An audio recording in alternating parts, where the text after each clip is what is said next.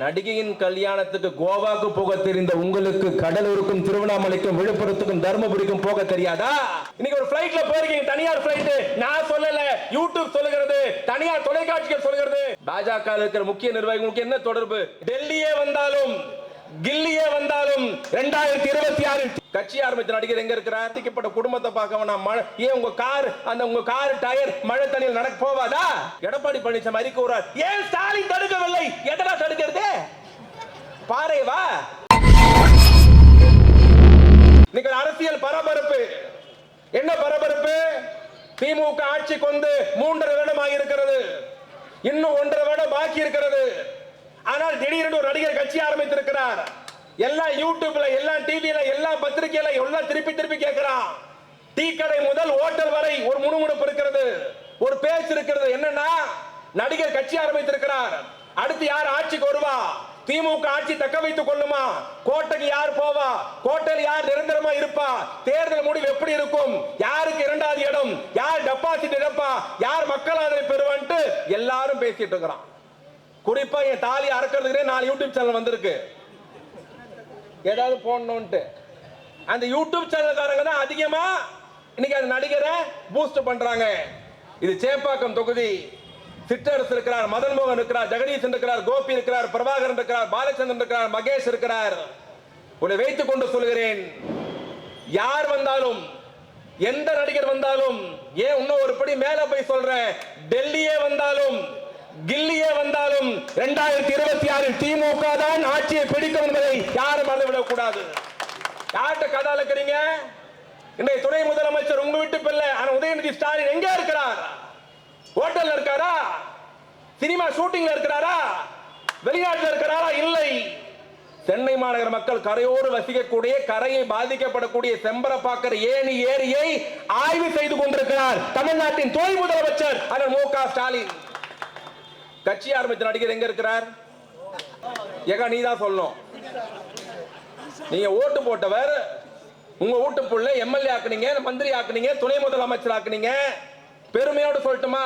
இது அவருடைய கூட்டன்றக்காக சொல்லல, பேசுற சைதை சாதி திமுக தொண்டனுக்காக சொல்லல. உங்களுக்கு எல்லாம் தெரியும், போன மாசம் 10 நாளைக்கு முன்னாடி புயல் வந்தது. அந்த புயல் சென்னை வானிலை அறிக்கை, இந்திய வானிலை அறிக்கை, அமெரிக்க வானிலை அறிக்கை, தனியார் வானிலை அறிக்கை எல்லாம் என்ன தெரியுமா சொல்லிச்சு? சென்னைக்கும் மகாபலிபுரத்துக்கும் கரையை கடக்கும். என்ன சொன்னாங்க? சென்னைக்கும் மகாபலிபுரத்துக்கும் கரையை கடக்கும். முதலமைச்சர், துணை முதலமைச்சர், கலெக்டர், மேயர், மாவட்ட செயலாளர், கவுன்சிலர் எல்லாம் 2 நாள் இரவு பகல் பார்க்காம உழைச்சி எல்லாம் ரெடியா வச்சிருந்தோம். தங்குற முகாம், அரிசி, சாப்பாடு, பிரெட், பால், பிஸ்கெட், தங்கறதுக்கு போலீஸ், ஃபயர் சர்வீஸ் எல்லாம் காத்து இருந்தோம். அது வரப்போகுதுன்னு அது கடலூர் போயிடுச்சு. என்ன சொன்னோம்? உலகம் ஆண்ட்ராய்டு போன்ல சுருங்கிடுச்சு. எங்களை யார் சொன்னா? அமெரிக்கா வானிலை சொன்னது யார்? இந்திய வானிலை சொன்னது யார்? தமிழ்நாடு வானிலை சொன்னது யார்? தனியார் வானிலை என்ன சொன்னா? சென்னைக்கும் மகாபலிபுரத்துக்கும் கரையை கடக்கும். விஞ்ஞானம் சொல்லிடுச்சு இல்ல, விஞ்ஞானம் கையடக்கமா போயிடுச்சு இல்ல. இப்போ இதே 25 வருஷம் முன்னாடி போவோமே, என் வயசு ஆளுங்க, எங்க அக்கா தங்கச்சி எல்லாம் இருக்கும், 25 வயசு முன்னாடி, 25 வருஷம் முன்னாடி போவோம். அப்ப என்ன இருந்தது? வெறும் ஒரு தூர்தர்ஷன் ஒரே ஒரு சேனல் தான் இருந்தது. வெள்ளிக்கிழமான ஒளி ஒளியம் போடுவான். கரெக்டாக்கா? ஒளி ஒளியம் பார்த்தெல்லாம் கை தூக்கு. இப்போ வெள்ளிக்கிழமான ஒளி ஒளியம், ஞாயிற்றுக்கிழமான ஒரே ஒரு படம். எங்களை மாதிரி சின்ன பசங்களுக்குலாம் வந்து புதன்கிழமான ஜெயின் ராபர்ட் ஒரு இங்கிலீஷ் படம். கரெக்டா? ஜெயின் ராபர்ட்னு வெள்ளிக்கிழமை படம், ஒளி ஒளி பாட்டு, ஞாயிற்றுக்கிழமை படம், வேலைக்கிழமை ஜெயின் ராபர்ட். இதை தான் பார்த்தோம். இந்த ஒளி ஒளியத்துக்கே ஒரு சில வீட்டில் 4 வாங்கி தான் உள்ள விட்டாங்க. படமா இருந்தா 50 பைசா. சில வீட்டில் ஜன்னல் எட்டி எட்டி பார்க்கணும், சில வீட்டில் வாசப்படியில் உட்காந்து இருக்கணும். நாங்கள் சாப்பிட்றோம், அப்புறம் வாங்க அப்பெல்லாம் அனுப்பிட்டோம். உண்மையா இல்லையாக்கா? இப்படி இருந்த அந்த நாட்டில் தான் தமிழ்நாட்டில் எல்லா குடும்பத்துக்கும் டிவி கொடுத்த மகராசன், மறைந்த முதலமைச்சர் கலைஞர், யாரும் மறந்திருக்க முடியாது. அப்போ விஞ்ஞானம் அப்படி இருந்தது. இப்போ விஞ்ஞானம் எப்படி இருக்கு? கயல் நாடகம் இன்னைக்கு பார்க்கலாம், நாளைக்கு காலைல போன்ல பார்த்துக்கலாம். அதுல இந்த கயலோட பெரியப்பா பாத்தியா? கயலுக்கு கல்யாணம் ஆக கூட சதி பண்றான் பாரு. அந்த பெரியப்பா யார் தெரியுமா? எடப்பாடி பழனிசாமி. நீங்க உடனே திருப்பி கேட்கலாம், அப்ப கையில கொலை பண்ண பார்த்த அந்த டாக்டர் யாரு? அவர் தான் நரேந்திர மோடி. அவனுக்கு 2 பேர் கையில வாழ உள்ள, இவனுக்கு 2 பேர் எங்களை வாழ விட மாட்டானுங்க. எல்லா விஞ்ஞானம் சொல்லிட்டான், கடலூருக்கும் இது மகாபலிபுரத்துக்கும் சென்னை கிடக்கும்னு. திடீர்னு பார்த்தீங்கன்னா விழுப்புரம், கடலூர், தர்மபுரி, கிருஷ்ணகிரி எதிர்பார்க்காத அளவுக்கு ஒரே நாள்ல 50 சென்டிமீட்டர் மழை. புயல் கடையை கடக்கும்னு சொன்னது சென்னையில. எல்லா ஏற்பாடும் சென்னையில் இருக்கு. எல்லா அதிகாரியும் சென்னையில் முகாமிட்டு இருக்காங்க. கடலோர படை, அதிவிரைவு படை, மீட்பு படைன்னு எல்லாம் ரெடியா இங்க இருக்கு. ஆனா யாருமே எதிர்பார்க்காம இயற்கை என்ன சொல்ல வருது? நீ எவ்வளவுதான் விஞ்ஞானம் வளர்ந்திருந்தாலும் நான் தாண்டா தீர்மானிக்கணும்ட்டு இயற்கை அதனுடைய வேலையை. அதுலயும் இப்போ 10 நாள் முன்னாடி போன புயலை சாதாரணமா நினைக்காத. எவ்வளோ புயல விஞ்ஞானி பார்த்திருப்பான், இந்த மாதிரி புயலை பார்த்திருக்க மாட்டான். பாண்டிச்சேரியில போய் 2 நாள் ரெஸ்ட் எடுத்துட்டு போய்க்குது. நம்ம தான் பாண்டிச்சேரி போவோம் ஜாலியாகிறதுக்கு. புயல் 2 நாள் ரெஸ்ட் எடுத்துட்டு போயிது பாண்டிச்சேரியில. கடலூர்ல மலை, விழுப்புரத்துல மலை, கிருஷ்ணகிரியில மலை, தர்மபுரியில சாதாரண மலை இல்ல, 50 சென்டிமீட்டர் மலை. 28 பேர் செத்து போயிட்டா, 2000 வீடு இடிஞ்சு போச்சு, 1 லட்சம் ஏக்கர் விவசாயம் நாசமா போச்சு. ஏறத்தாழ 1000-2000 மாடு, ஆடு, கோழி செத்து போச்சு. ஒரு 2 லட்சம் பேரை முகாம்ல தங்க வைக்கிறோம். அரசாங்கம் துணை முதலமைச்சர் ஓடுறார், முதலமைச்சர் ஓடுறார், 5 அமைச்சரை போடுறாங்க, 15 அதிகாரிங்க ஓடுறாங்க, டெப்டி கலெக்டர் எல்லாம் முகாமிட்டு இருக்கிறாங்க. இதை விட உச்சக்கட்ட கொடுமை தெரியுமா?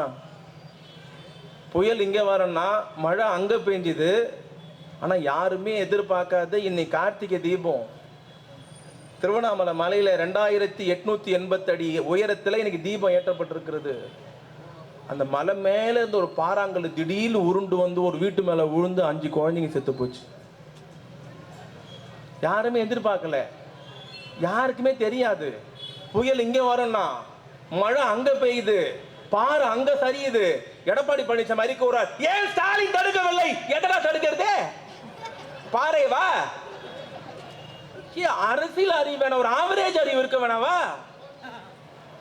குழந்தை செத்து போச்சு, 5 குழந்தைங்க, 2 பெரியவங்க. பெரியவர்களே, தாய் மகளே, 30ஆம் தேதி மழை, 29 நைட்ல இருந்து மழை பெய்யுது. உங்க வீட்டு பிள்ளை தமிழ்நாட்டின் துணை முதலமைச்சர் 30ஆம் தேதி மத்தியானம் வீட்டை விட்டு கிளம்பினார். 6 நாள் கொட்டுகிற மழையில், முழங்கால் சேரில், வெள்ளத்தில் 6 நாள் 5 மாவட்டத்திற்கும் போய் ஆறுதல் சொல்லி நிவாரணம் தந்து நான் இருக்கிறேன், கவலைப்படாதீங்க சொன்ன தலைவன் உதயநிதி ஸ்டாலின் அந்த மக்களின் நம்பிக்கையாக திகழ்ந்தார். ஐயா நடிகர் அவர்களே, உங்களிடத்துல பணிவோடு கேட்கிறேன், கட்சி ஆரம்பிச்சீங்க, டயலாக் பேசுனீங்க. நான் கேட்கிறது, தமிழ்நாட்டின் துணை முதலமைச்சர் 6 நாள் தேர்தல் நடக்கிறார். நீங்க இந்த 6 மாவட்டத்துக்கு போக வேண்டாம், 1 லட்சம் ஏக்கர் விவசாயத்தை பார்க்க வேண்டாம், 28 பேர் செத்து போயிட்டானே அங்க போக வேண்டாம், பாதிக்கப்பட்ட குடும்பத்தை பார்க்க வேண்டாம். மழை ஏன் உங்க கார் டயர் மழை தண்ணியில் நடக்க போவாதா? ஏன் உங்க கால் சேர்ல படாதா? படக்கூடாதா? நீங்க அங்கெல்லாம் போவேனா ஐயா? திடீர்னு அந்த மழை பாறை ஊழ்ந்து 5 குழந்தைங்க செத்து போச்சு தெரியுமா? அந்த குழந்தைங்க இளவு வீட்டுக்கு போயிருக்கலாம்ல. பாறை விழுந்துருச்சு, உள்ள இருக்கிறாங்களா இல்லையா, யார் இருக்கா எதுவும் தெரியாது. குறுகலான சந்து, ஜேசிபி போக முடியல, சரிஞ்சுக்கிட்டே இருக்கு, மழையும் பெஞ்சிட்டு இருக்கு. அவங்கள மீட்கிறதுக்கு 18 மணி நேரம் ஆச்சு. நான் பெருமையோடு சொல்கிறேன், அந்த 18 மணி நேரமும் அங்கேயே உட்கார்ந்து இருந்த தலைவன் உதயநிதி ஸ்டாலின் என்பதை யாரும் மறந்துவிடக் கூடாது. காப்பாற்ற முடியல, பணமா தான் வெளியேடு.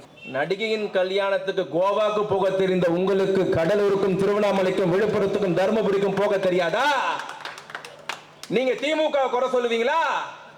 நீங்க வந்து திமுக கூட்டணி பாருங்க, இவரு கட்சி ஆரம்பிச்சிட்டார், இவருக்கு பலம் புடிங்கிட்டு அடிக்குது. இப்போ கொஞ்சமாலாம் இல்ல, புடிங்கி அடிக்குது. அவரே மேடையில் சொல்றாரு, ஆட்சி அமைத்து விடுவோம், இருந்தாலும் வந்தவங்க ஏதாவது கொடுக்கணும்ல, பிச்சை போடுறாரு.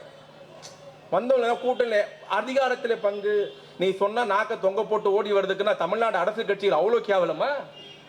யோசிக்க வேண்டாமா? நான் பணிவோடு கேட்பது, ஐயா அம்பேத்கருடைய புத்தக வெளியீட்டு விழாவிலே நடிகர் பேசுகிறார். என்ன பேசணும்? இந்த புத்தகத்தை படித்தேன், புத்தகம் பிரமாதமா இருந்தது, இந்த கட்டுரை நல்லா இருந்தது, இந்த செய்தி நல்லா இருந்தது, இந்த கருத்து நல்லா இருந்தது, இதை வரவேற்கிறேன், ஆதரிக்கிறேன், இதை இந்தியா ஃபுல்லா கொண்டு போகணும், தமிழ்நாட்டு இளைஞர்கள் படிக்கணும், அம்பேத்கர் வழி நடக்கணும், அம்பேத்கர் சித்தாந்தம் பிடிக்கும், கொள்கை பிடிக்கும், அப்படிலாம் பேசியிருந்தா நான் அவனை பத்தி இங்க பேச போறேன். நீங்க என்ன பேசுறீங்க, என்ன சொல்றீங்க? உங்களால் மத்திய ஒன்றிய அரசை குறை சொல்ல முடியுதா? பாஜக அரசை கண்டிக்கிற துணிச்சல் தைரியம் உங்களுக்கு இருக்கா? இன்னைக்கு ஒரு ஃளைட்ல போயிருக்கீங்க, தனியார் ஃளைட், நான் சொல்லல, யூடியூப் சொல்லுகிறது, தனியார் தொலைக்காட்சிகள் சொல்லுகிறது, பத்திரிகைகள் சொல்லுகிறது. நீங்க போன தனியார் விமானம் யாருடையது? கூட போனவர் யார்? யார்? பாஜக இருக்கிற முக்கிய நிர்வாகிகளுக்கு என்ன தொடர்பு? இன்னைக்கு சமூக வலைத்தளத்தில் கேள்வி கேட்கிறார்கள். பெரியவர்களே, தாய்மார்களே, ஒரு படத்துல கவுண்டர் வடிவேல் கேட்பார், எந்த வேஷம் போட்டு வந்தாலும் கண்டுபிடிச்சிருங்களா, எப்படா கண்டுபிடிக்கிறீங்கன்ட்டு. அப்பதான் சொல்லுவாங்க, நீ எந்த வேஷம்லாம் போடுறடா, நான் கொண்டைய மறைக்க மறந்துடுறீன்ட்டு. அந்த மாதிரி ஒரு கொண்டைய மறைக்க மறந்துடாரு. நான் இன்னைக்கு சொல்றேன் கேட்டுக்கோ. எங்க சகோதரி பேசுற போது சொன்னாங்க, சிவாஜியிலேருந்து நேற்று சரத்குமாரையும் கட்சி ஆரம்பிச்சாங்க, அவங்களாலையும் ஒன்றும் பண்ண முடியலன்ட்டு. இந்த இயக்கம் சாதாரண இயக்கம் அல்ல. நேற்று பெய்த மழையில் என்னைக்கு முளைத்த காளான் அல்ல. 62 சம்பத் பிரிந்தார், 72 எம்ஜிஆர் பிரிந்தார், 82 நாவலர் பிரிந்தார், 92 வைகோ பிரிந்தார். எமர்ஜென்சியை பார்த்தோம், தடாவை பார்த்தோம், பொட்டாவை பார்த்தோம், நெருக்கடியை பார்த்தோம், எதிர்கட்சியாக பார்த்தோம், போராட்டத்தை பார்த்தோம், துப்பாக்கி சூடு பார்த்தோம், ஜெயிலை பார்த்தோம், ரத்தத்தை பார்த்தோம், வெட்டுக்காயத்தை பார்த்தோம். இத்தனை பார்த்தோம். இந்த இயக்கத்தை எந்த கொம்பனாலும் தொட்டு கூட பார்க்க முடியவில்லை. காரணம், இங்க உட்கார்ந்து இருக்கிற தொண்டன்.